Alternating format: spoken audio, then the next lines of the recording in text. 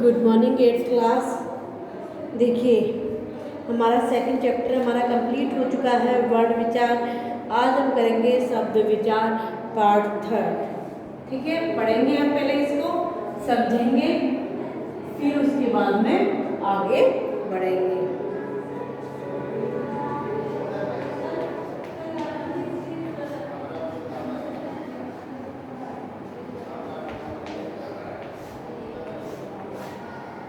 ये हो गया, तो अब देखिए आगे पढ़ना करते हैं हम स्टार्ट नाउ। ओके,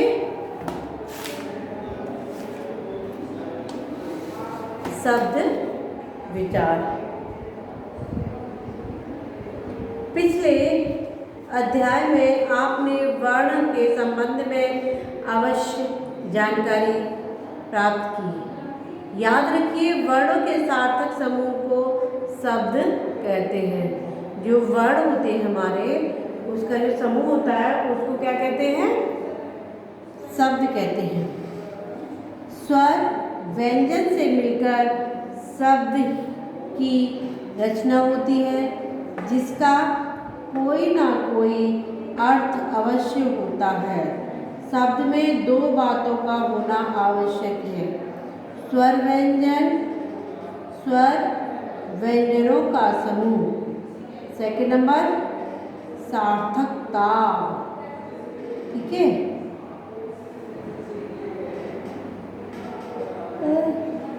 इस पे देखिए, इसे दे दिया कि स्वर शब्द किसे कहते हैं।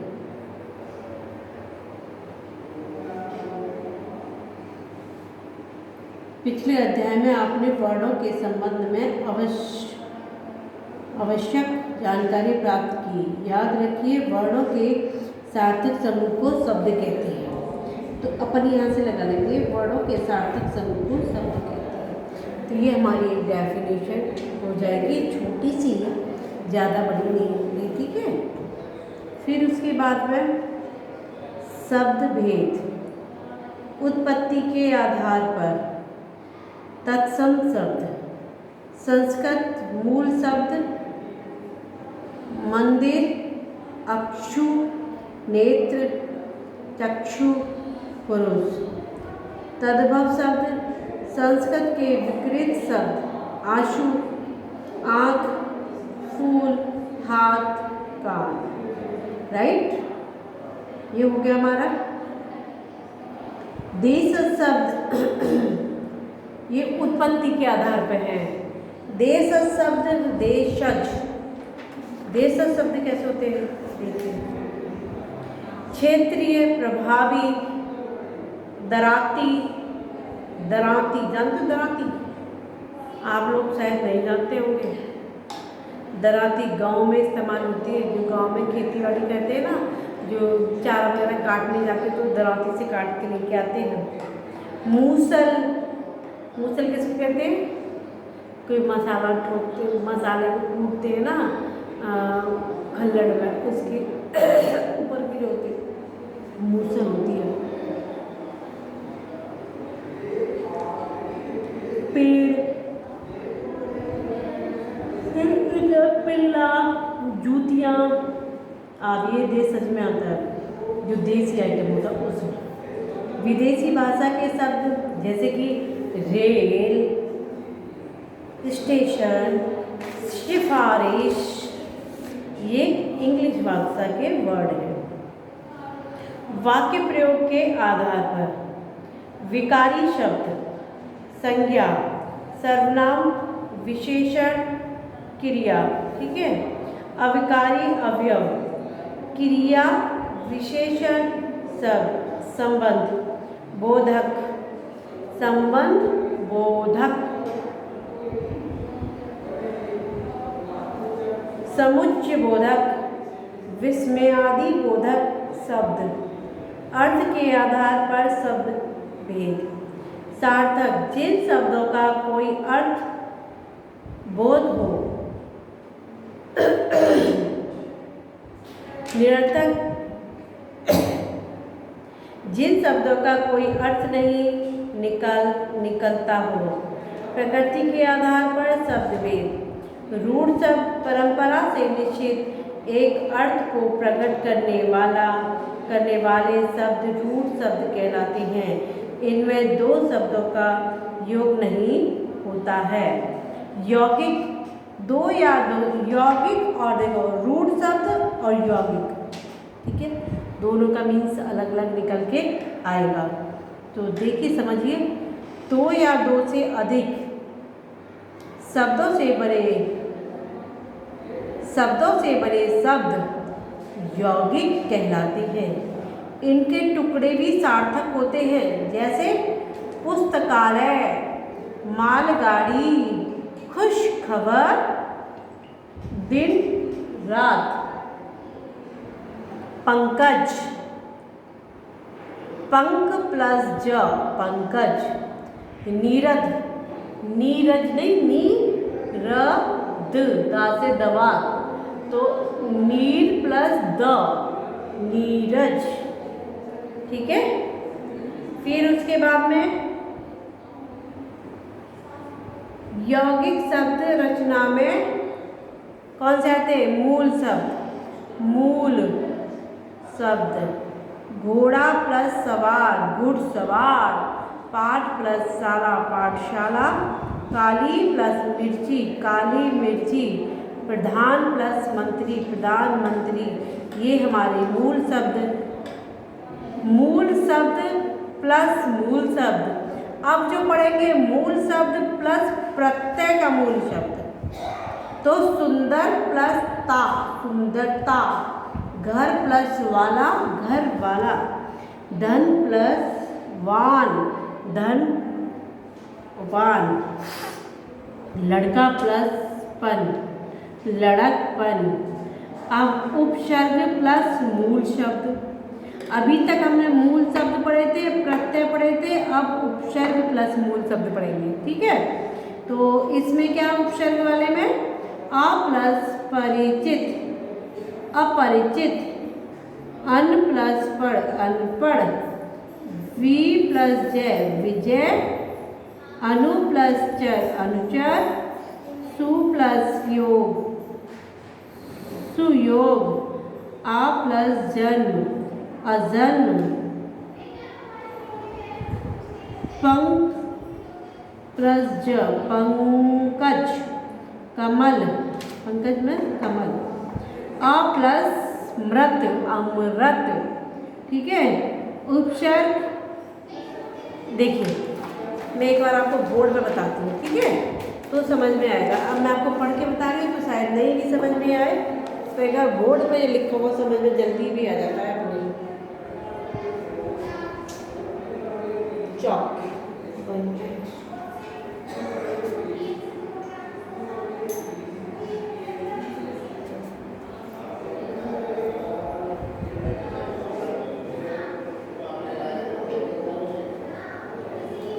ये देखिए, तो ये है मूल शब्द, ठीक है, तो प्लस मूल शब्द, ओके।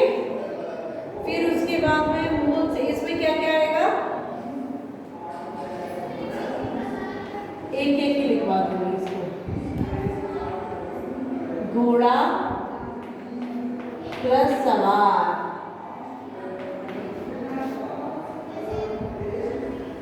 क्या हो गया, घुड़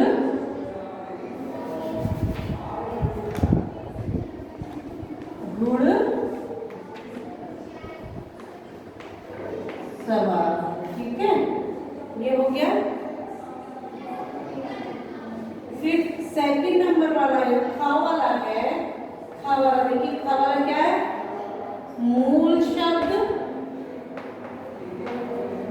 प्लस प्रत्यय, ठीक है।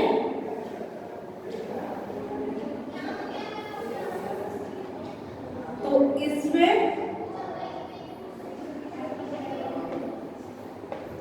सुंदर प्लस त क्या हो गया, सुंदरता। ये आप देखिए ग वाला उपशब्द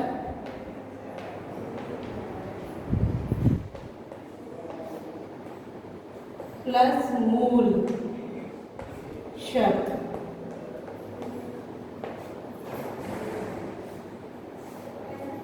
ठीक है, तो इसमें क्या आएगा? उपशब्द वाले में अन प्लस पढ़,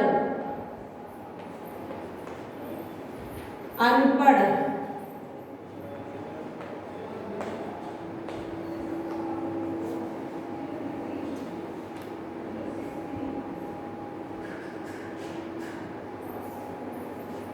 धन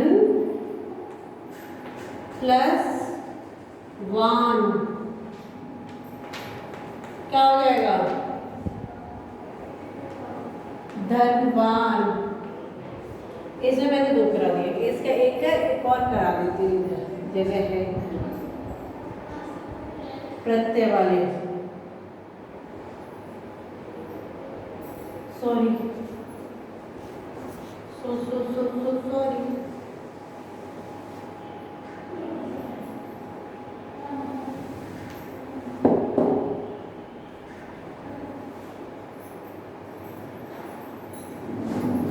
प्लस मृत क्या हो गया? अमृत। ये हो गया, ठीक है, अमृत। अब इसमें देखिए अन प्लस